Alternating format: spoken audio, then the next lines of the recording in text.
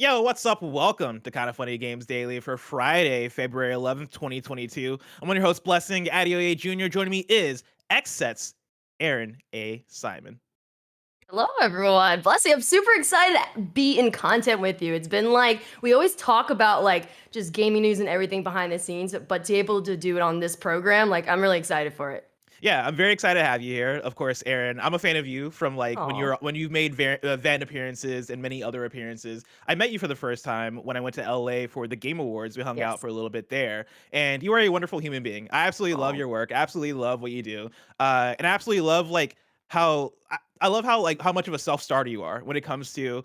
I'm gonna create my own brand. I'm gonna create Xset, and I'm gonna make it the dopest thing ever. Can you tell us for our audience who might not know you, who are you? What is Xset? What do you do? yeah, absolutely. Hi, everyone. So nice to meet you all. My name is Erin Ashley Simon, and I'm mostly a broadcaster in the gaming entertainment space. And I'm a co-owner of a new esports organization called XSET that's been around for about a year and some change. So I literally like am across the board in gaming and entertainment and all the above. So and there's actually a lot more that I I mean, like you do a plan lot on doing because too. It's a and lot then one actually. one of the coolest things I've seen you do is host with T-Pain. Can you tell Oh us my about that? gosh. Yeah. Yeah, what was that? Like, what were you doing with T-Pain?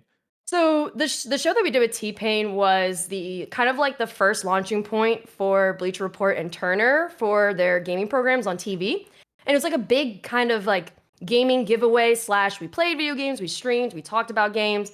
And it was awesome. I've worked with T-Pain before, but to work in studio with him, it was really fun. And it's nice because like the work that I do, I'm able to bridge the gap between like gamers and athletes and artists and show that like gamers everyone's a gamer in some shape or form, so it was fun. Mhm. He's hilarious.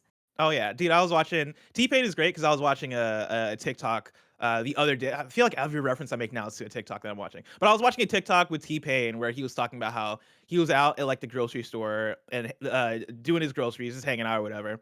And he sees somebody at the grocery store, like their phone flash goes off, and T-Pain tells the guy, he's like, "Dude, if you want a picture, you can just take a picture of me. Like, you don't have to like just sneak a picture or whatever." And the dude's like, "No, that's my ringtone. Like, when my phone rings, when I get a notification, it just flashes." And T-Pain's like, "Oh, my bad, bro." Like the guy didn't know who T-Pain was. He was just there at the grocery store, and T-Pain starts going off on him. So shout out to T-Pain. Seems like a very hilarious dude. Also, shout out to the story that you told where it was the whole Usher thing, where he was like, Usher totally broke my heart as an artist, and I was like, dude, what the fuck? That's crazy. How dare you, Usher? How dare you go off on the king that is T-Pain? Aaron, you Yeah. when I hit you up to be on this show, you mentioned that like you talk about video game news. I've seen you talk about video game news on Venn and other outlets. You mentioned though that you talk about video game news usually from like a different kind of perspective. Yeah. Can you tell me about that a little bit because I thought that was very interesting. Yeah. So I think that like the way that I kind of talk about video games is not only from the standpoint of like gameplay and mechanics, but also just like the cultural aspect of it. Because there's even some games that people may not view as being the popular games, but there are some games that I feel like have made such a big cultural impact. And there's some that have both in some sense, not only from how they've changed or really brought value into specific genres that are across the gaming space, or even like certain games like NBA Street Volume 2, which honestly is one of the best basketball video games. I know there's some people that 100%. say NBA Jam, but no, I think NBA Street Volume 2 because it 100%. brought the streets of New York, it brought street basketball, it brought Bobito and like just the culture of New DJ York Cucumber City. Slice. Yeah, it brought into like the suburban households and stuff like that. So there's a lot of like I like to talk about it from that perspective. In addition to obviously like, if the game's good or not, gameplay mechanics and all that stuff. Yeah, that's awesome. If somebody wanted to check out your work, what is Yeah. the one or two pieces of content that you've made or been on that they should check out? Ooh, oh gosh. Um, okay, so this is like one of the funniest interviews that I've ever done. It was with Snoop Dogg. Um, actually covered Snoop Dogg's gaming tournament that he does with his friends at his compound.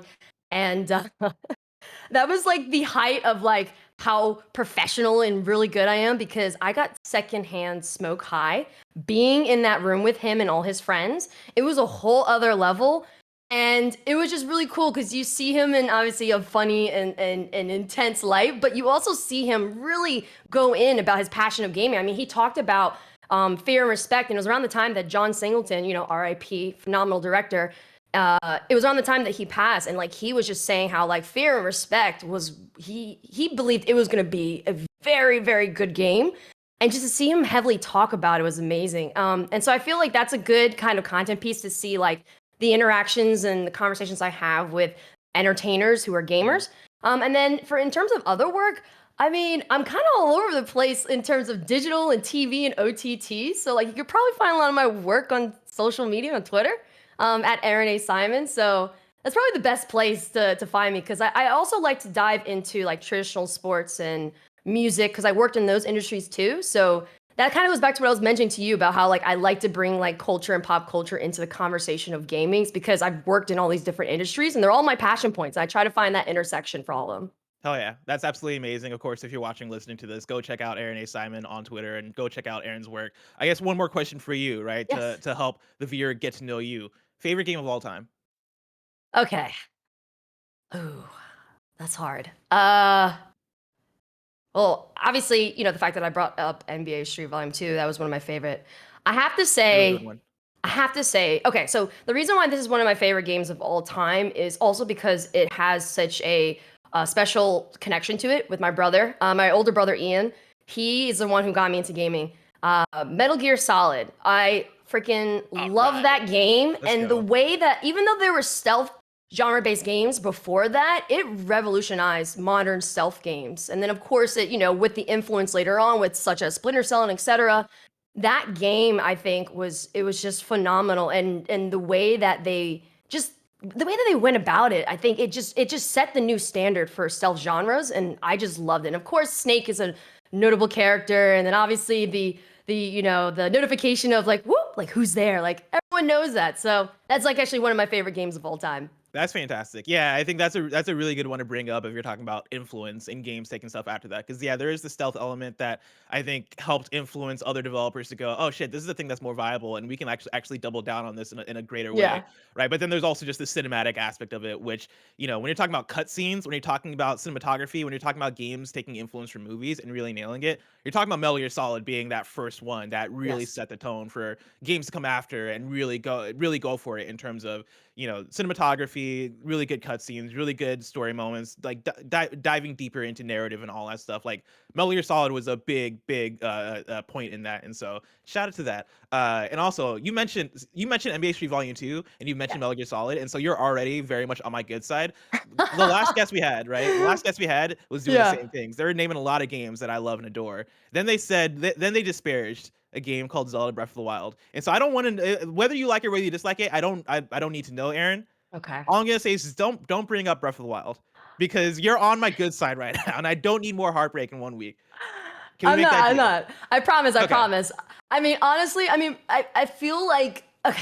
Can I be honest about Breath of the Wild? No, you No, I can't. feel just You lie. cannot be Just no, lie. you Just cannot. lie. just lie. Just Just lie lie. to me. No. I feel like a lot of people are saying Breath of the Wild because obviously the more open world component and the more advanced graphics and just the gameplay is obviously better than previous iterations in the series. Mm. But I still think A Link to the Past is still the best. And then, of course, I love Ocarina of Time. And of course, with that game, it has one of the most beautiful intros when it comes to video Oh games, yeah. too. It is so I understand why people may say Breath of the Wild, but I don't think, if I'm looking at all the titles in it, I would not consider that as like my top one, to be That's honest. fair. And that's fair. That's a very fair thing to say, right? You're not out here calling it a 7 out of 10 or anything. You're just saying that like you put Link to the Past above it, which fair point. I appreciate it. All right, we'll shake hands on that. Thank you, Aaron. Aaron, enough about all that. Let's talk about today's stories, which includes Yes. sales numbers, and more sales numbers, because this is Kinda Funny Games Daily. Each and every weekday at 10 a.m. live right here on twitch.tv/Kinda Funny Games. We run you through the nerdy news you need to know about. If you're watching live, you can correct us when we get stuff wrong by going to kindafunny.com/you're wrong. If you don't want to watch live, you can watch later on youtube.com/kindafunnygames, roosterteeth.com, or you can listen later on podcast services around the globe by searching for Kinda Funny Games Daily. Remember, you can use Epic Creator Code Kinda Funny on all Epic Store and Epic in-game purchases like Rocket League and Fortnite to help support the channel. To be a part of the show, to patreon.com/Kinda Funny Games, where bronze members or above get to write in, and silver members or above get the show ad-free with the exclusive daily post show. Housekeeping for you, Andy's YouTube short about his Elden Ring preview is up right now on youtube.com/kindafunnygames. And then there's also an extended version that'll be up on Twitter later today. That's at Kinda Funny Vids on Twitter. Remember, it's review season. Your next episode of the Kinda Funny Gamescast will be up. That is our Horizon Forbidden West review. That'll be up Monday, Valentine's Day, on youtube.com/kindafunnygames and on podcast services around the globe. And then speaking of review season, Kinda Funny has an all new review scale. Greg made a video. He put it up this morning. Kevin has it up right here. Kevin, go ahead and press play. Kinda Funny is defining how it reviews games, movies, and everything else under the entertainment sun. We've been kicking around a review scale in the Gamescast, and now we've nailed it down. Starting with Horizon Forbidden West, rolling into the Peacemaker finale, and then getting applied to everything we review going forward, we're going to be using the patented 5-point Kinda Funny scale. A 5 is amazing, a 4 is great, a 3 is okay, a 2 is bad, and a 1 is terrible. No, we're not trying to get on Metacritic or get you to scroll to the end of a video to see a number. We just want a unified, shareable shorthand that sums up how we feel about something we just spent an hour and a half talking about. We want to be in Nibel's review roundup tweets and the Reset Era threads so that people know we're reviewing the day's hot topic. These words and numbers are just billboards for the content we're creating. Nothing changes about the show you're watching. You just get to watch us squirm and try to figure out what adjective best sums up our experience. Fun, I guess. So there you go. There you have it. A new review scale for you. And I really like this. You know, we've been, of course, kicking it around for a little bit here, right? I think our previous one that we were going with, right, was like Game of the Year contender, recommended, don't bother, all that stuff, right? And I think this is the cleaner way for us to do it, where it is simplified. It is one word, right? Five different places: amazing, great, good, okay, all that stuff. And I think this is a great review scale, right? I had a really good time talking with Roger and Tim and the team trying to figure out what this looks like. And I'm very excited to see this implemented in our future reviews. And so look out for that February 14th, Valentine's Day, starting with Horizon Forbidden West. Thank you to our Patreon producers, Gordon McGuire, James Davis at James Davis Makes, Pranksy, Manny the Bagel Boy Sanchez, and Blackjack. Today we're about to keep by ExpressVPN and Chime, but we'll tell you about that later. For now, let's begin with what is, and forever will be, the Roper Report. Kevin, Kevin, you sound like you're in space right now. We cannot hear you doing the doo-doo-doos. There it is. Time for some news. We have 7 stories today. Oh, Baker's dozen. Bless you. Kevin, Once I there? start beeping, I can't stop beeping. Oh, What that's happened fair. is But like, I like playing like with the sound. I was cupping my hand over and letting go. The kids could hear it. as long as the kids could hear it. Me and Aaron were sitting here in silence, just wondering if you're even there. Oh, really? Yeah. Come in, Wait, it that's was Discord. like that's the noise that was coming. Yeah. Oh, I guess we Yeah. couldn't. We definitely couldn't hear this. Oh yeah, the kids definitely couldn't hear it. Well, we got sucks there. for them. Anyway, let's start with story number 1. Pokemon has topped the US game sales in January. This is from Tom Ivan at Video Games Chronicle. Pokemon Legends Arceus was January's #1 game in the US based on dollar sales. The game knocked Call of Duty Vanguard off the top spot last month, according to data released on Friday by research firm NPD Group. Following their Steam releases in January, Monster Hunter Rise charted at number 3, up from number 94 in December, and God of War ranked number 5, up from number 146. Aside from Legends Arceus, the only other new entry to make the top 20 chart was Rainbow Six Extraction at number 9.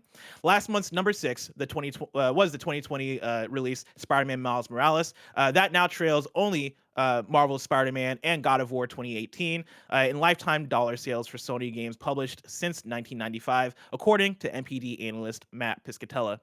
PS5 was the top hardware platform last month in both unit and dollar sales, while Xbox Series X/S was second on both counts. Again, this is going to be a big, I think, NPD news day, right? We're getting a lot of sales numbers. But Pokemon being at number 1 last month, Aaron, does that surprise you? No, it doesn't. I think Pokemon overall, it performs well. I mean, it's a notable IP. And I mean, I haven't really been able to play it, but even just from the reviews that I've seen, it looks like people are really liking it. But I do see that there are people who have issues with the graphics of the game, but I feel like it's typical graphics for a Pokemon game. So I'm not sure why people are really upset about that. But it's interesting. I think that like when we are assessing the sales side, it's so interesting because it's like, how can we accurately assess or discuss sales when some games came out around the time of quarantine and around when COVID started versus now when everyone's able to go out and about. Do you feel like how we have this conversation is it I don't know. I just feel like when we were discussing this, it's a little bit harder to discuss because we were in two different periods of times with some of these titles.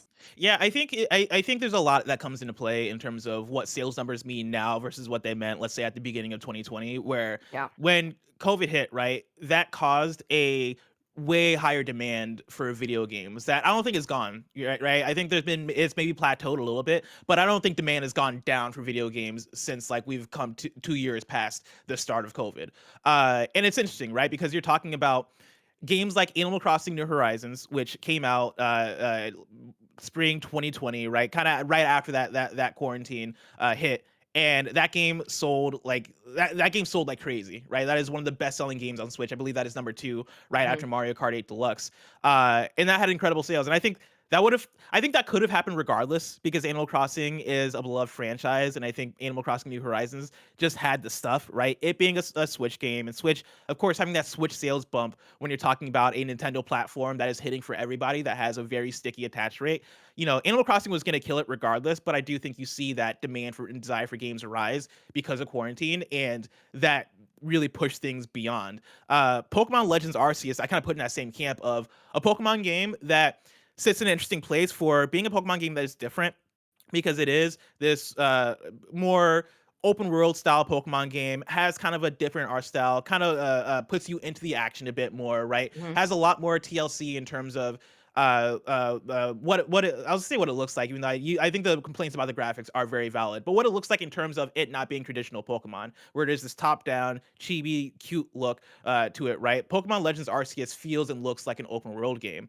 And with that, I think you see a great demand for it from the Pokemon audience, who's been wanting something fresh, wanting something different, wanting something a bit more engaging from Pokemon. I would say for a long time. So I think you see that reflect sales, and then yeah, I think also with the pandemic happening, I think that reflects it as well, where there are just way more gamers now, right? There's way more people that are on the lookout for this kind of thing. You're talking about a platform that had Animal Crossing New Horizons come out a couple years ago. I think with that, right, the same audience that plays things like Animal Crossing New Horizons probably looks at a new Pokemon game and goes, "Oh, that looks cute. That looks like a good time. Let me pick that up as well." And you have that stickiness to it, which I think really speaks to Pokemon Legends. Yeah, absolutely. I mean, also like with Call of Duty Vanguard, I mean, I'm not surprised. That actually game was one of that game during COVID's quarantine time was very pivotal for not like for various different companies within the gaming space and industry, especially when it comes to like the broadcasting side of it. It's really interesting though, because I think that Call of Duty Vanguard, in terms of the campaign, the storylines with it, and even just like the overall diversification of the characters, I think they've been doing a really great job with that. But I'm also like, it's I multiplayer, I'm not really a big fan of Vanguard's multiplayer, and even with like certain things that they've been doing in terms of implementing Krampus, and they've also been doing like extra XP to get more people getting involved. I I personally don't think Vanguard is really solid. I think that in terms of the sales, I mean, Call of Duty is one of the most notable IPs when it comes to FPSs, and Mhm. it actually goes back to I saw you tweet about it when people were having a conversation of whether Xbox was going to make it an exclusive just for Xbox, or they're going to have it be that everyone can play it. And I saw you tweet about it. I think I said the same thing. It's like, why would they narrow it down when the user base is so wide with it? And that would be Mhm. money that they would be potentially losing. I mean, this sales is actually showing the wide user base, despite how gamers feel about the game itself. I feel well, but then again, I feel like people who are COD players, they're always a bit upset about something with COD, to be honest. But rightfully so in some component. It's one of those interesting games that it's this very interesting mixture between casual or I don't think casual is like the best name to call it, but I'll say for now, Mhm. casual user base and then the competitive base, which obviously Division Blizzard has leaned into heavily in terms of the Call of Duty League scene and then obviously with the Warzone component. So um, it, I think that like there's just certain titles and certain IPs that are just going to sell well, regardless of whether Oh it's yeah, people like it or not. And and COD that's is the thing one of is those. COD is for sure one of those, and it's funny because Vanguard is one that I feel like I've not heard many people talk about Vanguard, and I think that's a mixture of it coming out and feeling like, oh, it's just another Call of Duty, right? And I think Call of Duty Warzone being in the ether and being something that is now always being talked about in a way that a new Call of Duty release just doesn't feel as exciting because we have so much Call of Duty now. And then there's also the Activision Blizzard controversy in terms of the workforce Yeah. and like, how the higher ups are treating the workforce and Bobby Kotick being shitty and all that stuff, right? But like no matter what the conversation is around Call of Duty, the thing that stays the same is that Call of Duty will still sell well. Call of Duty on PlayStation was the #1 and #2 best-selling game last year, right? And that is between Call of Duty Black Ops Cold War and Call of Duty Vanguard. And yeah, you look at these sales, right? And you look at Call of Duty still selling, right? Last month being high up there, and it's like, of course it is because it's Call of Duty. I think if anything, that makes Pokemon more impressive as a game that came out a little bit later in the month and was able to oversee Call of Duty, right? It's Pokemon, so Yep. yes, it has that sales power and it has that IP power, but you have to be a Pokemon to do that to Call of Duty, even a couple months after Call of Duty comes out. And you look at something like Rainbow Six Extraction, right, which also came out and charted at #9 last month, which I think is an interesting place for it. I don't know if you played Rainbow Six Extraction or if you have any feelings about it. Yeah, I played it. So I played Rainbow Six Extraction, and I used to play Rainbow Six Siege a whole lot. And I think that it takes the elements. It takes obviously like the specific elements of the operators, as well as the more tactical approach that Rainbow Six Siege had. Where if there's people who may enjoy like the likes of Call of Duty because you could run and gun, right? But in Rainbow Six, it's not quite. It's the one thing that I kind of don't like is the milestone XP. It takes a really long time. But the one thing is that there's so many missions that you can do, and there's so many elements that you have to kind of think about. Not only do you have to think about, okay, there's 2 possible missions that you have to do within each level, right? But also, you have to be mindful of not losing your operators, your health of your operators going down, the ability of it. And when it came to like Rainbow Six Siege, that whole mindset of like, okay, we're having these alien-esque creatures. You have to be strategic. There's certain components from the previous game that you have to utilize in this. And it's actually pretty fun. It's not a game that I would play with random people. It's because you have to very much communicate. You can't just go off and do your own.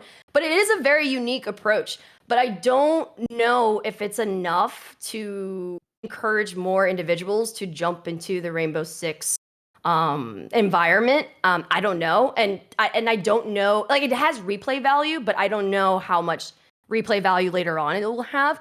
But it's very impressive. I think that it's been interesting to see even just some people who are hardcore Rainbow Six Siege fans, like them kind of liking it too.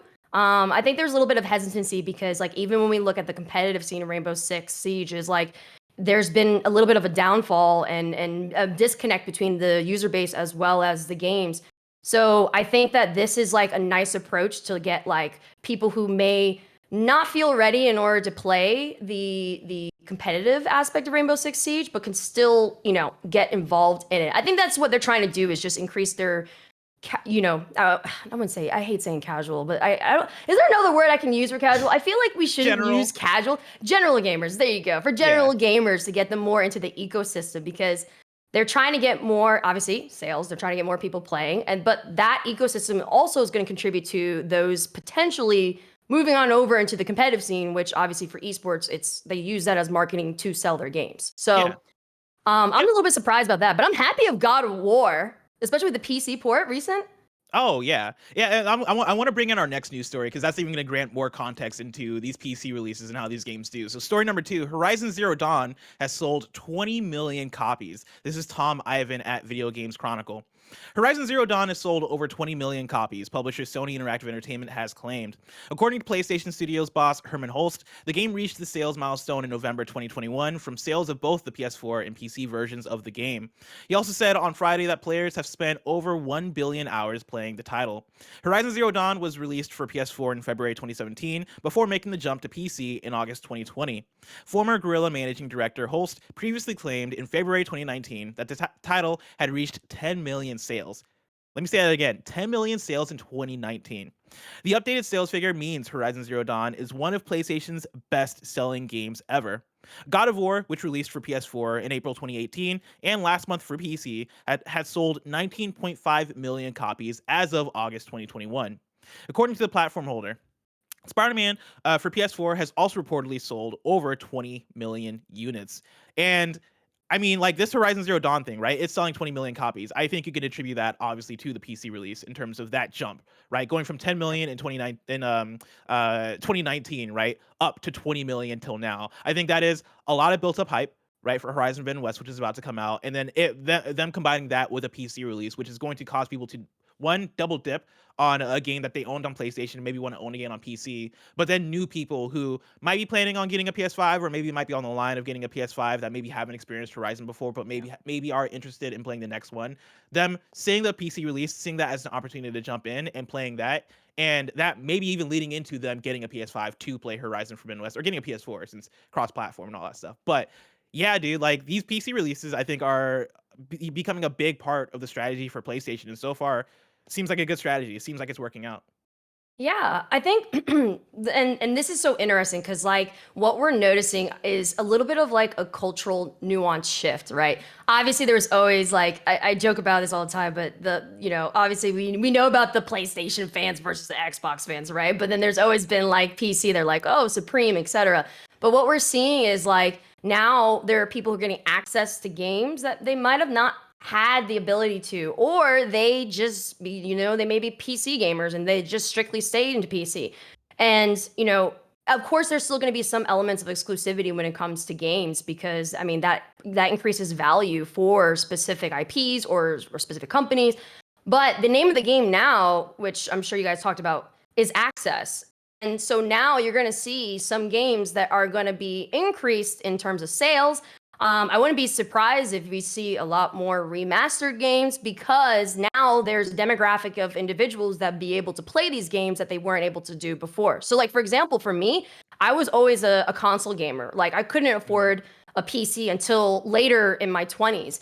And so there are games on PC that I'm now playing that I wasn't able to. And there's a whole demographic of individuals that are now getting access, whether it's to PC or whether it is they went and got a console. So that ability to be able to play on both is awesome. I have to say, I don't know how people will feel with me saying this, but me purchasing God of War on PC, it's the first time I played God of War. There's so many games that I'm trying to get to. Of course, but you can't play everything. yeah, you You play Metal can't. Gear Solid, and that's what matters. Well, also there was a period of time where I was a D1 athlete, and for 4 years I couldn't play video games. So I think that kind of contributed to it as well. Wait, what sport? Soccer. Oh, hell yeah. That's yeah, awesome. yeah. I played soccer at the University of Kentucky, and so like I had to literally put all games down and focus on playing and academics because it's a free education. I got to take Of it, course. It's a fair point. You should in that case, I totally understand you not taking the time to play God of War at the time. Yeah, but it's an awesome experience though. I think that like the more that Xbox, the more that a lot of these publishers for PC, a lot more that PlayStation gives access. I think it's a good thing. It's a good thing sales wise, and then even like the cultural impact of people playing specific video games is going to increase even more. I mean, we saw that earlier, even without PC. Like the fact that there are, and I know we're going to talk about this later, but even the fact that there are anime-based fighting games that have come over to the US, and now they're more popularized, like Guilty Gears and so forth. And so we're starting to see kind of more of a universal approach to gaming and people being interested in trying different games, because now there's increased access, because these companies are like, hey, we're not going to make it just exclusive, we'll have it open for everyone. Well, that's the thing we've been talking about a lot recently, I think, which is the video games industry is changing a lot, especially lately, right? When you look at Microsoft buying Activision Blizzard and how that is going to really expand how you think about Xbox first party and what their role is now. When you look at PlayStation or Sony buying Bungie and announcing that, oh yeah, Bungie's still going to publish their games on other platforms. You're still going to see Destiny and probably other Bungie games end up being multi-platform, right? That is a very non-Sony thing to do. But you're talking about an industry that's changing, and you're talking about, Bungie putting out what is going to be probably a multiplayer IP, and them wanting the user base, right? Them also wanting to chart their own destiny, no pun intended, chart their own destiny, which I think is a phrase I just made up, right? But like chart their own path of like, hey, yeah, we want to be able to put our games wherever, and for Yeah. for their bigger publisher to go, all right, fair, go ahead and do it because it is the thing of you're getting the benefit of player base, you're getting the benefit of transactions happening on other platforms, you're getting the benefit of proliferating the IP, right? Getting the brand out there and having more people have access to the game, which in the long run I think is Yeah. only going to be a good thing. You're talking about choices being made to sell the brand in different ways outside of just, hey, we're gonna have a game exclusive. I think that has worked for the last however long video games have been around, video game consoles have been around. Having exclusive games has been the strategy, and I think you're seeing more people start to open up their strategy because they're seeing more ways to make money, right? What if as Xbox we can have our exclusives but then also put out games on PC and then also put out Ori and Cuphead on Switch, and then also like have Xbox Game Pass exist on multiple platforms, right? Yeah. There are a lot of different ways to make money, and that is the way to do it. You want to have multiple different streams of income, so that if one of those falls away, if one of those gets cut, guess what? That doesn't mean that your company falls and fails. That means that cool, we still get to live off of these other streams of income and likely make more money that way.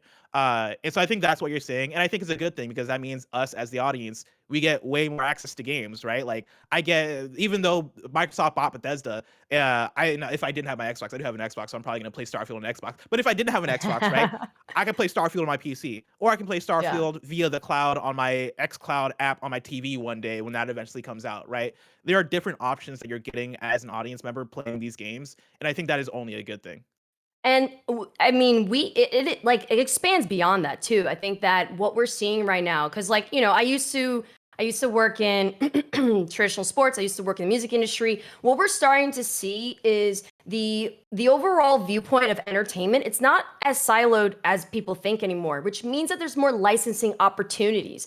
So, for example, right, like when we saw or Microsoft acquire Activision Blizzard, it's not just about the games, right? It's the ability to license these notable IPs for more of the entertainment side, whether it's TV and film, whether it is, and then for those, I remember someone asked, or in the chat, they were like, what is OTTs? OTT is over the top, so it's kind of like just streaming platforms.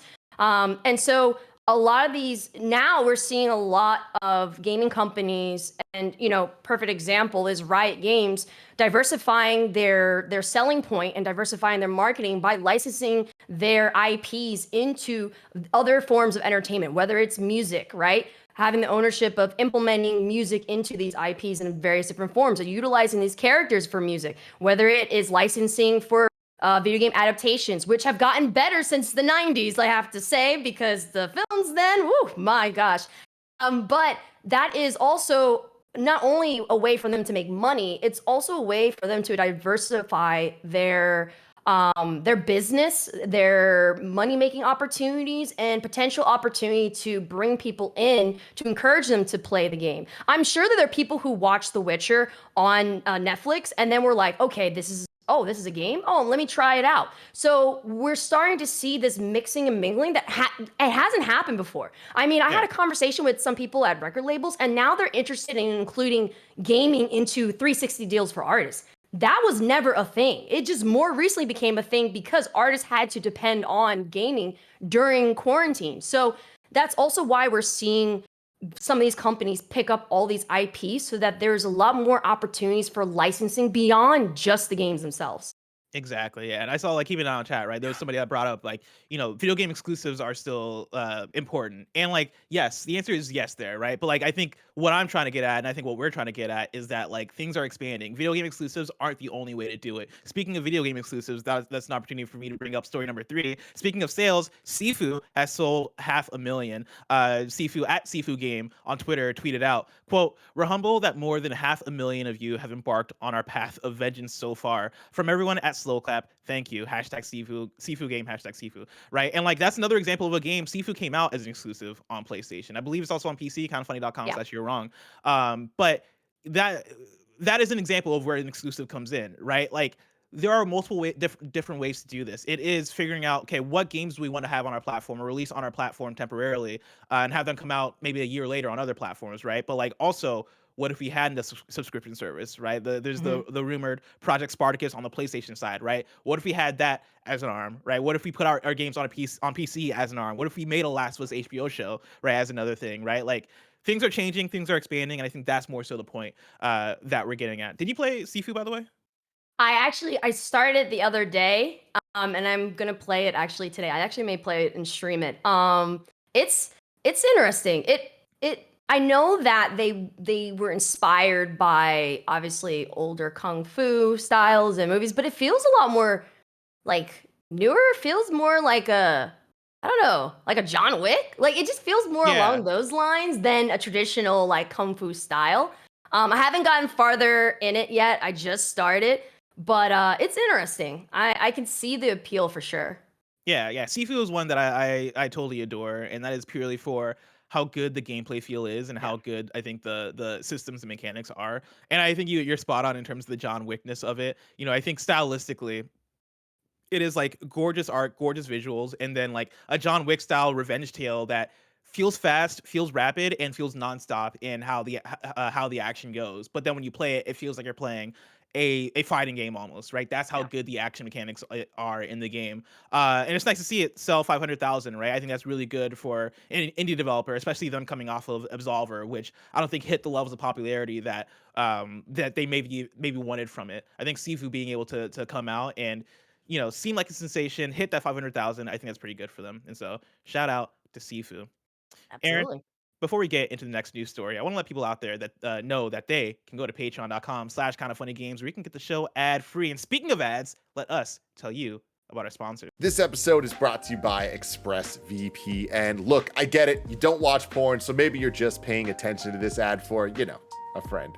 But with everything going on in the world, governments have increased surveillance. They're using your devices to track your location movements and in a lot of places, your internet activity. ExpressVPN reroutes your internet connection through a secure encrypted server so you can surf the web anonymously. Newsflash, incognito mode is a sham. Your ISP can still see every single site you visit. But with one click of a button, ExpressVPN keeps others from seeing all the freaky stuff you've been looking at. Yeah, talking about you, Nick Scarpino. We've been using ExpressVPN for a long time. It's been keeping me safe, keeping me secure. I just feel better being out on the internet, knowing that ExpressVPN has my back. Protect your privacy today and get 3 months of ExpressVPN for free. Visit expressvpn.com/kindafunny. That's expressvpn.com/kindafunny for 3 months free with a 1-year package. Visit expressvpn.com/kindafunny to learn more. Shout out to Chime for sponsoring this episode. New year, new you, maybe a you who leaves behind things that don't serve you,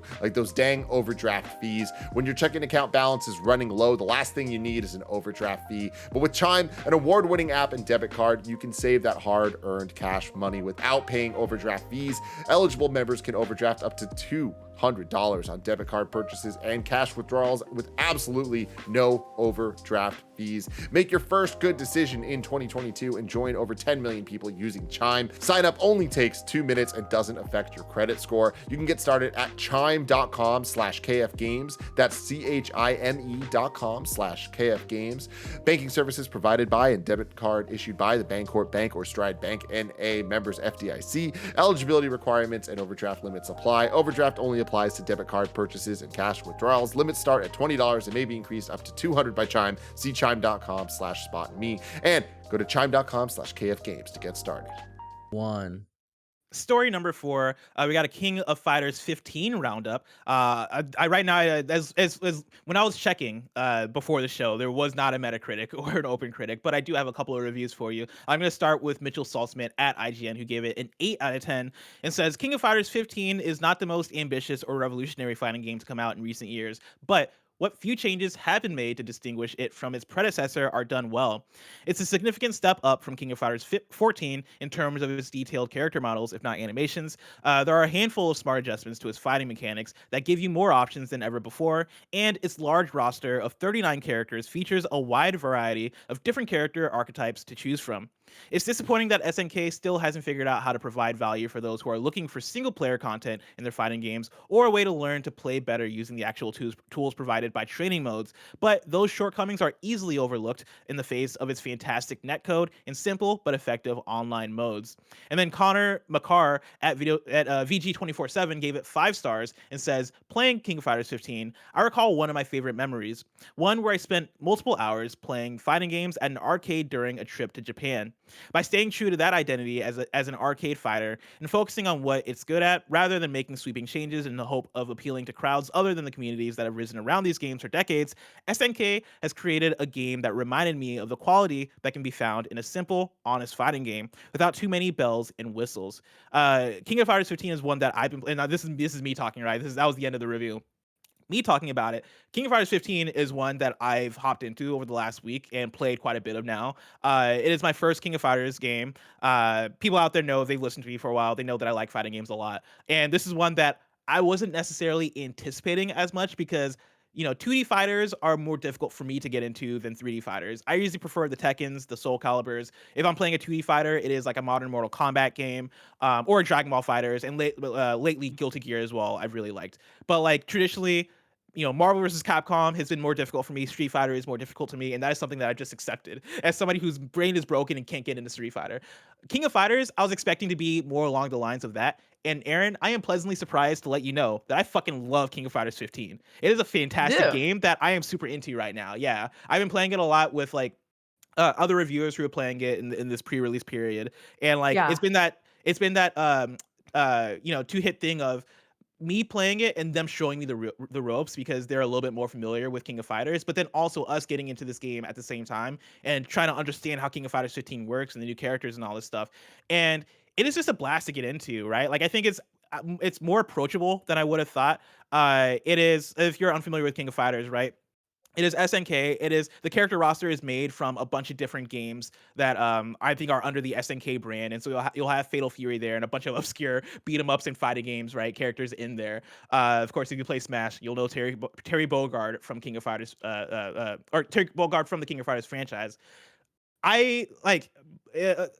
To throw it out there too, right? It's 3v3 in terms of characters. So it's like MVC, where it is you choose a roster of 3 characters on your team. You die, you go on to the next character, and you try to knock out the opponent's 3 characters before they knock you out.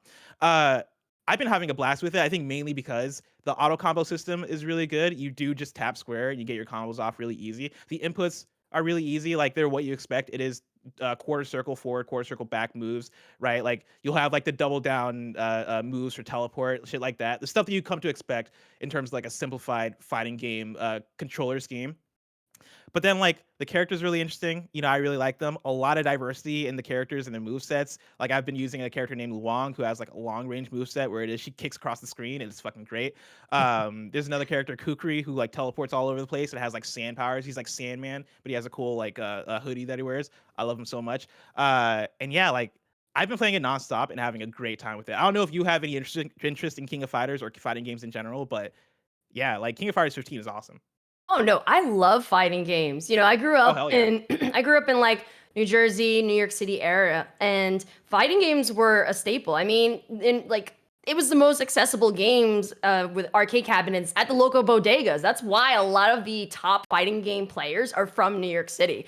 But I have to ask you because one, I know you brought up Marvel vs. Capcom. I hope that Marvel vs. Capcom 2 you still like. It's one of the top fighting games. I appreciate it. But you appreciate it? I'm bad at it is the thing. Like Oh, I'm bad at it too. Yeah, Marvel vs. Capcom 2 is that game that I played back in the day at folks' houses, but like they owned the game and I didn't. And so Okay. they'll kick my ass, right? They would just pick Ice. I remember the combo. It was Iceman, Wolverine, and maybe Iron Man. I think it was their trio, and they would just Okay. blast me like the whole round. They would just blast me, and I could not find like a good character set to go against that. You know what's interesting? It's I feel like with certain games, you just have to find what you're more comfortable with. Because I do understand, like with Street Fighter, it's very much more dynamic combo system. And I don't know, and I'm wondering if there is kind of like a little bit of a difference in terms of being able to input those combos with the controller versus a hitbox. And then you have Tekken, which is a lot more technical, but it's a longer combo string out. And so it's so interesting. I think that it's like whatever you feel a little more comfortable with. And I think that it makes complete sense why you prefer the likes of a Tekken versus Street Fighter. Like Street Fighter combo system is actually, for me at least, it's hard. Like it's a lot easier for me when it comes to Mortal Kombat as well as Tekken. But Street Fighter, it's like It's very definitely technical. it is, but I also think that it's a little bit, and I don't know, but for me at least, it's a little bit easier with that hitbox system versus a controller. But I think that's also because I'm so used to playing it via arcade cabinet than you're using a controller. But we actually have one of the top Street Fighter players on XSET, Idom. He's from New York, and it's just so amazing just to see how he's doing the constant inputs of combos. Like it's like to play fighting games. It is truly an art form. It is amazing. Yeah, and it's such an enjoyable experience. I think Yeah. the thing that I like the most, right? Even outside of the game, right? It is hanging out in a lobby full of people, right? The winner stays on, and it's us just like kicking it, having a good time, and like watching people getting their ass beat. I think there's something so unbeatable about that experience, and like I love it so much. I actually have a fight stick coming in that Kevin ordered me. Yeah, On Oh, really? it's coming today. Yeah, it's coming today, and I've never owned a fight stick before, but Kevin got Oh, it for me so I can play welcome. King of Fighters 15 with it. Yeah, and so like, yeah, expect a King of Fighters stream soon with me using that fight stick. Probably I think it's next Thursday actually. That's where it's at on the schedule currently on twitch.tv/kindafunnygames, everybody. But yeah, I'm excited. I'm excited to check that out because like for me, I've always used a controller and I've been fine with it, but I do have trouble at certain points getting in certain inputs, especially with King of Fighters 15. Yeah. I think that is my main. I have a few issues with the game. One being that the single player content is just not worthwhile. There's a story mode that just seems like it seems like shoehorned in a way where it's only noticeable because I've played things like Mortal Kombat and Tekken 7 and other fighting games that have a way better story mode. Of course, Mortal Kombat, Tekken have higher budgets to work with, and they have like bigger audiences that are going to actually play that shit versus King of Fighters, which I'm sure King of Fighters is niche enough where it is like, no, if you're playing King of Fighters, you're just playing for the multiplayer content. You're just playing to play online or play with your friends. So they probably just don't put that much thought into it. But like, Yeah. there's that. I think the game could train you better in its training modes. And then also, I'm maybe it's me, and it probably is me. Let me be honest. It's me. Me putting in inputs for special moves in King of Fighters 15 is so hit or miss. And I think it demands a certain precision from you that I just don't have right now with my controller. And I'm hoping that the fighting stick might fix that. I think it And so will. yeah, I'm looking forward to getting that thing and putting in some rounds with that fighting stick. We're gonna Uh, see you compete. I mean, maybe I've always wanted to go to Evo, and I still haven't gone. Do it. And I was hoping to go within the last couple of years, but of course, pandemic hits. Evo got canceled recently, and so like it recently got bought by PlayStation. So hopefully we see Evo return soon. Fingers crossed. I want to go. I want to. I don't want to compete because I'm gonna get my ass beat. But like, I just want to like, I don't know. I want to play. I want to But be just around for fun, fighting game Bless. people. Do it Just for for fun. fun. You know what Yeah, I I mean? want to Yeah. have fun. That's Who my It's an cares? experience. What if you compete and you're in the top 100? Look at that. That'd be exciting. That'd be I don't know how it wild. works. I've I don't know I've how been Evo ignoring works. my I'm calling sorry. this whole time. Uh huh. Well, That's I mean, I don't know. great. I feel like top 100 isn't ignoring your calling as much as like, oh, okay, it was a fun thing that like you get to now brag about. You know what I mean? Top 100 at Evo, I feel like is pretty. That turns into my calling. It's like, cool. I'm quitting Kind of Funny. I'm doing this all day. I'm in the Oh, you're lab. trying to make it real then? I'm trying to make at that point. If I'm top 100 at Evo, I'm making it real.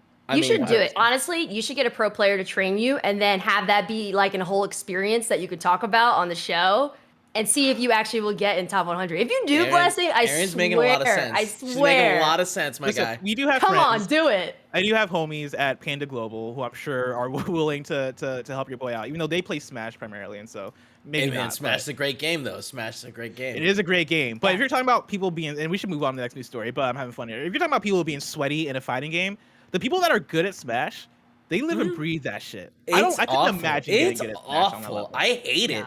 because Yeah. like you're having fun and then suddenly they're like, "Wait, did you just shield grab and then toss me? Like what? What, Yeah. guys?" It's like, what the fuck is a wave dash? Why do you keep bringing up wave dashing? I don't know what the fuck that is. And then grappling too. Jeez, man. God damn. It's like, calm down, y'all, you know? You Take can a smell break. it on them. Let's hop into our next news story. Story number 5. Elden Ring producer promises difficult optional bosses hidden through its world. This is Ryan Dinsdale at IGN. From Software says that it's seeking to balance Elden Ring's difficulty, with one particularly frustrating network test among the elements being tuned for the final version. But there will still be some difficult bosses, some of which will reportedly rank among the most difficult the series has ever seen. Speaking with Gamer Braves, Elden Ring producer Yasuhiro Katao covered a variety of topics pertaining to the final release, which is due later this month. Among them, he discussed the difficult balance, saying that the network test showcase boss, Margit the Fell Omen, was, quote, just too hard, end quote. Nevertheless, Elden Ring will have a myriad of optional bosses to test the skills of top players, some of which will be very difficult. Quote, in terms of bosses that are unessential and optional and hidden, there are some of these that we have deliberately increased the challenge for those players who want to seek out this kind of experience. hopefully if you're that way inclined, you can seek out some really tough challenges hidden away in the world. Katao said. Aaron, do you have any interest in Elden Ring? I mean, I'm maybe. I don't know. There's so many games. Like, I don't even know if I Yeah. have time to even get to it. But I do want to say, I think that when we when we're discussing difficulty options, I feel like we have to kind of expand that conversation. Shout out to Steve Saylor, Blind Gamer, love him. And like, I've been learning so much from friends in the scene who talk about the experience of those who are disabled gamers and talking about, how we assess accessibility and how we assess difficulties. Like, we can't, it has to be a little more dynamic conversation. So it's very interesting to see them discuss this, but also, always keeping in mind that difficulty is a little more nuanced than what we all are, we all have kind of grown up thinking about when it comes to like what's easy, what's hard, and so forth. Yeah, and that's why I like here where they mentioned that, like, yeah, we did the network test and some of those bosses too difficult, and we're figuring that out, right? Like, I think that is evident of what you're talking about in terms of the nuance and difficulty and how to get shit right, and then talking about how we're gonna have optional bosses that are gonna be some of the most difficult bosses that you experience from a From Software game. That terrifies me, but I also love it for the fact that when I played Sekiro, I beat the game, and then I think it was Imran or somebody who told me about an optional boss. Oh, I forget what the chat. It's like a big fire creature thing that Andy Cortez beat.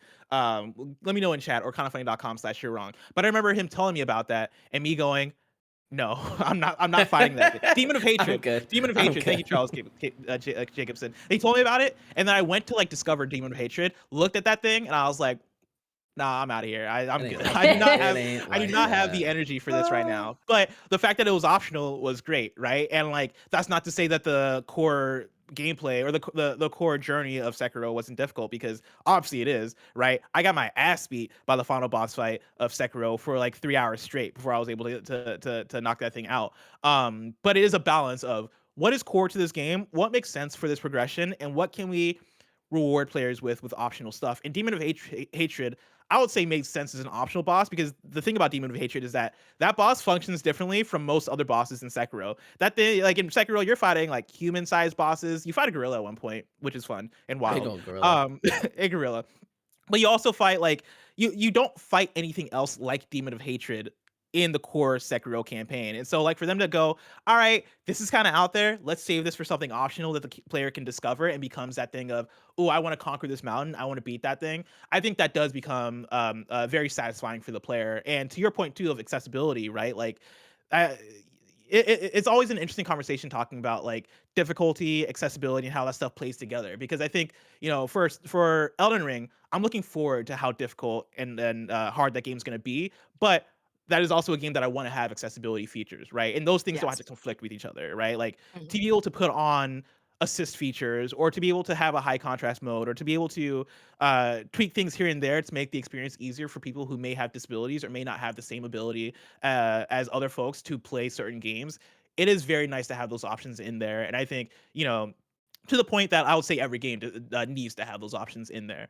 And like that doesn't necessarily need to be a put an easy mode in Elden Ring. That could come in the form of many things, right? I think it comes to the form primarily for other games of an assist mode that allows you to get in there and tweak certain things and like really customize the way you want to play.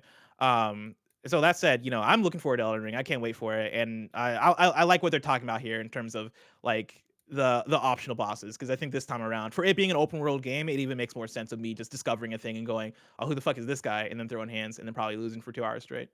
It's Let's the hop fun of in. it all. Yeah, it's the fun. That for me is what is going to make Elden Ring fun as an open world game, right? Is there's going to be more discovery. There's going to be more things to just like come across, and then conflicts to get into that feels very natural for exploring an open world. So I cannot wait for it. Story number 6, Nintendo hacker Gary Bowser has been sentenced to 3 years in jail. This is a very interesting one because it came in my email yesterday and felt almost like it felt Game of Thrones-ish. I think Tim was talking about it on like a stream where he was like, dude, this felt like in Game of Thrones when like one family murders another and then like they send out They a wanted to post show letter. everyone. Yeah, they want to show everybody that they just murdered a person. This is what it felt like seeing this email from Nintendo. For this news story, though, I'm going to pull from Jordan Middler at Video Games Chronicle, who writes this. Nintendo has announced that Gary Bowser, which, wow, that his name is Bowser, the man accused of creating and selling circumvention devices enabling users to play illegal ROMs on consoles, including Switch and 3DS, has been sentenced to 40 months. Bowser was a member of a hold on, let me say this again. Bowser was a member of a hacking group called Team Executor, which in 2013 began creating and selling circumvention devices, enabling users to play illegal ROMs on consoles, including Switch and 3DS. According to the US government, the group's criminal enterprise generated tens of millions of dollars in sales and resulted in up to $150 million in losses to victims. In a statement released on February 10th, Nintendo said that it, quote, appreciates the hard work and tireless efforts of federal prosecutors and law enforcement agencies to curb illegal activities on a global scale that cause serious harm to Nintendo and the video game industry, end quote. Bowser was arrested in September 2020 and appeared in court last October, charged with 11 felony accounts. Instead of facing trial, he pled guilty to 2 counts and offered to pay Nintendo $4.5 million. Nintendo was originally seeking a 5-year jail term for the hacker. This is unlike any news story that I feel like I've talked about on KFGD. I don't know what to make of this. This seems scary. Nintendo seems very scary in this news story. And yeah, it's a wild one. Aaron, I don't know if you saw this breaking yesterday, if you have any thoughts on it. I feel like there's a Super Mario joke within that.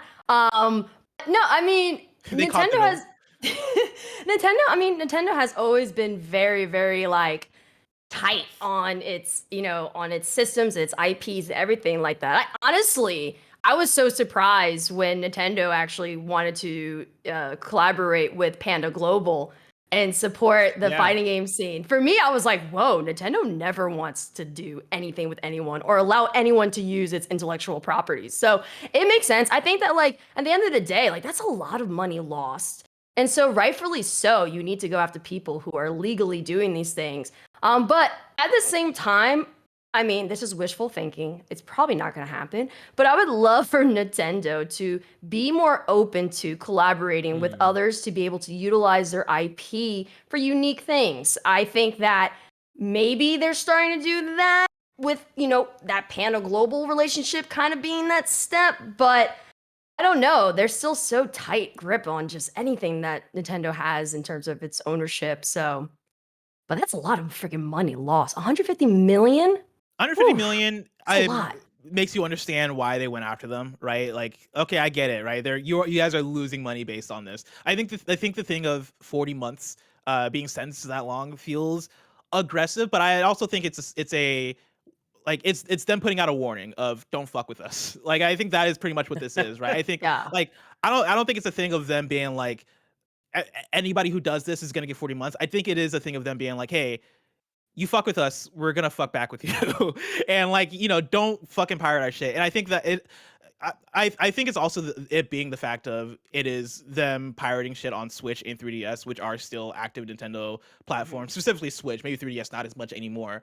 But like, Nintendo's such a weird and aggressive company in the way that we recently had the news story of them going after that YouTube channel that has like all of the Nintendo soundtracks and them having to take down all that music and then them getting hit with copyright strikes, right? Like that stuff I just think sucks. And I think there has to be some sort of balance here of, hey, if you guys aren't going to put your soundtracks on Spotify or make them easily available for people because you guys do have classic soundtracks that people want to listen to that should be preserved, then let people put that shit on YouTube, right? Or at least like turn a blind eye to it, right? You don't necessarily have to let people pirate the shit out of your platform. I get that. I understand why you go after people for that.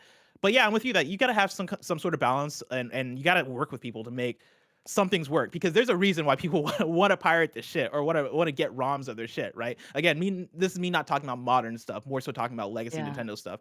And it's the fact that you guys don't give us that stuff, or you guys don't do that in a way that feels modern and easy, right? Like, I like Nintendo Switch Online fine. There's a lot of improvements that you can make to Nintendo Switch Online, but I don't think that is the best solution for giving people access to N64 and NES and SNES Switch games, right? Like, let people buy that stuff piecemeal. Like, put that stuff up on a virtual console. Like, find ways to get that stuff accessible to people, and don't lock it behind weird, archaic services. And so, yeah, it's a weird news story. Again, I don't know much of what to make of it, but yeah, don't fuck with Nintendo because they're out here being scary. There you have it. Our last news story, story number 7, Microsoft promises to put the right people in the right position to improve Activision Blizzard's culture. This is once again Ryan Dinsdale at IGN. Microsoft has committed to putting the right people in the right position at the helm of Activision Blizzard amid the ongoing serious allegations around the company's toxic workplace culture. As reported by VGC, Microsoft President Brad Smith told CNBC that his company is looking at the current leadership team at Activision Blizzard and that there will be change to some aspects should the acquisition deal proceed. He said, quote, "We're looking to the leadership team at Activision Blizzard today to make culture and workplace safety a top priority every single day until the day when this deal hopefully closes. And then we'll take over and we need to make that same commitment. There will be some aspects that will change, but it'll all be one new team that will work together. Most importantly, we want to see the culture evolve, and we'll see how people perform between now and the day this closes, assuming it's approved. And then we'll have the opportunity to make sure that we have the right people in the right position." End quote. Good statement. I want to see action behind it, right? I want to see this actually come to fruition. I want to see Bobby Kotick get the fuck out of here. But it's one to keep an eye on, is what I'd say, right? Like, good context to put out there. Yeah, I think that, I mean, to be honest, they can't really say much more, right? Because even with the acquisition, there's still regulatory things that the process that they have to go through. And then they have to even also be very careful with how they frame what they're going to do with Bobby Kotick, because there may be some more intricate components in the contract itself. So it's kind of like they're saying it to let people know there will be changes, but they're not going to be able to say exactly what those changes are. The workplace culture needs to change, period. And I also think that even though Activision Blizzard has gotten a lot of attention for the toxic workplace, this is an issue across the gaming industry, period. It's, it's surprising. We don't really hear too much conversations about Riot. We don't really hear too much conversations about Ubisoft, because they both still have those issues, and we're having those issues. But I think that it's good that we're starting to see kind of like the tides are changing, where it's that toxic environment it's not needed. And I do like that, at least with Xbox and Microsoft, they made it very clear that, diversity and inclusion is part of their ethos. So for them to say, hey, we want to create an environment that's comfortable so that various different people from various different backgrounds can be a part of the gaming industry in our products, helping with the products, like, it makes sense. Now, like you're saying, the one thing I care about the most is Bobby Kotick and the several other executives, because it's top down. The culture starts from the top and goes down, and you have to fix the executives, you have to fix the leadership in order for the rest of the culture to change. 100%. Yeah, I think you said it best. And it's a conversation we've been having for a long time in KFG, and I think that we'll continue to have until we see what actually happens with these changes. But yeah, like I think it's all but a given that I think Bobby Kotick will be out of here. Or at least, like, I'm really crossing my fingers that that happens.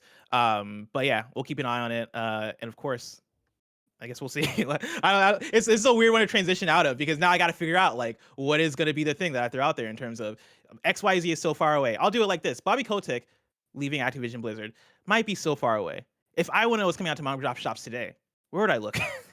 Well, the official list of upcoming software across each and every platform, listed by the Kinda Funny Games Daily Show host each and every weekday. Yeah. Absolutely. Out today, we got From Heaven to Earth for PC, Ammo Pigs Cocked and Loaded for PS4 and Xbox One, Scottfold Shrouded Insanity for PS4, Xbox One, and Switch, Oddworld Stranger's Wrath HD for PS4 and Xbox One, Lost Ark for PC, Spurt Roots for Xbox One, Blackberry Honey for Switch, Word Chef for Switch, Pinball Frenzy for Switch, Pendula Swing, The Complete Journey for Switch, Not Tonight 2 for PC, Nebulous Fleet Command for PC, Die After Sunset for PC, and then the latest in GTA Online, Short Trips featuring Franklin and Lamar, is now available for all players with 2x rewards and a new video with music from NEZ and Schoolboy Q, so look out for that. That sounds really cool. We got one new date for you. Road 96 will be available for PS4, PS5, Xbox One, and Xbox Series X in April. We do have a required reading for you. There's an article over on Eurogamer written by Tom Phillips that is titled Inside Team 17 Following the Worms NFT Firestorm. I don't have time to read through the article. It is a long article that I recommend anybody go check out. It dives deep into Team 17, the NFT debacle, which you've talked about on the show, but they also get into workplace stuff and issues that, like Activision Blizzard, right, is filled with problems from the top down. And there seems like there's some shaky leadership stuff going on there. And so I highly recommend going to Eurogamer, giving the article a read, and go ahead and give a click to Tom Phillips over there for doing that great work. Now it's time for kindafunny.com/you're wrong, where you write in and let us know what we got wrong as we got it wrong, so we can correct it for those watching later on YouTube and listening later on podcast services around the globe. Let's see here. People are writing in with breaking news, and I gotta double check this breaking news. Let's see. Nano, I'll take this one from Nano. Nano links to Jeff Gertzman on Twitter, and what? Hold on. Let me read through this. It's Activision Blizzard talking about future plans for Call of Duty, and they have here in a blog post, right? Lastly, we also want to give a peek into what is on the horizon for 2022 for Call of Duty. The team is excited to confirm some additional news below. This year's Call of Duty is a sequel to Modern Warfare 2019. The new game and a new Warzone experience are designed together from the ground up, and they get a little bit into that. And so, yeah, some Call of Duty breaking news happened during the show. So that's exciting. I'm sure we'll cover that on Monday and on next week's shows. And so if you want to look into that, Jeff Gertzman on Twitter tweeted out, and you can, of course, probably check out the internet for more articles about that. I'm sure going up as we speak.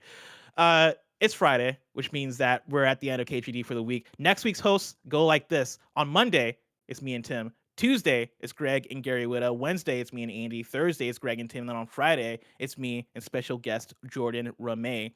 If you're watching this live on Twitch, after this is Mike and the crew playing some Ultimate Chicken Horse. If you want to catch that stream later, you can subscribe to youtube.com/kindafunnyplays. Before we get out of here, Erin, thank you so much for joining me. Thank you for having me. This was really fun. I've always been a fan of your work, and like I said, I've always wanted to like talk gaming with you on like a show or a platform. So like finally we got it, because we always talk via Twitter or like DMs, and so it's really cool to be able to interact with you in this this kind of format.